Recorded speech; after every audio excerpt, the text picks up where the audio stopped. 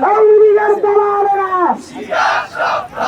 কংগ্রেসের দালালেরা, আইএসএফের দালালেরা, সচিবালয়ের দালালেরা। সচিব দপ্তর থেকে আগে হয়তো এখানে 60টা ফাইল আসতো, আজকে আসছে 50টা। আমরা তো এটা চাই না, আমরা চাই কি 60টা কেন, আমরা 120টা ফাইল দেবো যদি আমাদের দাবিটা মেনে নেয়। কারণ এখানে তো কোনো আর্থিক সংশ্লেষ নাই।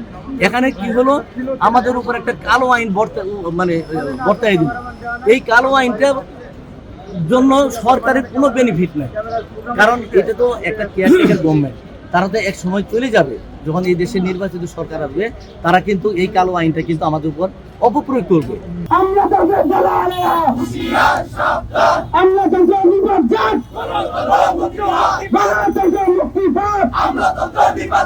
আমরা যাকে ফ্যাসিস্ট সরকার বলে এত বকা দিই, কিন্তু সেও কিন্তু এই ধরনের আইনটা করে নাই। সে অন্য আইন করেছিল, সেটা থেকে আমরা কিন্তু আইনে আশ্রয় নিতে, আদালতে আশ্রয় নিতে পারছি। আর এখানে 7 দিনের মাথায় আমাকে চাকরিচ্যুত করবে, এটা অত্যন্ত দুঃখজনক কথা।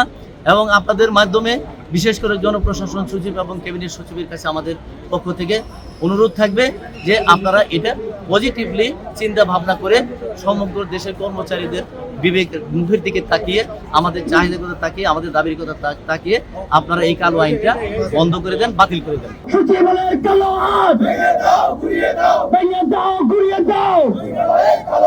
Action, action,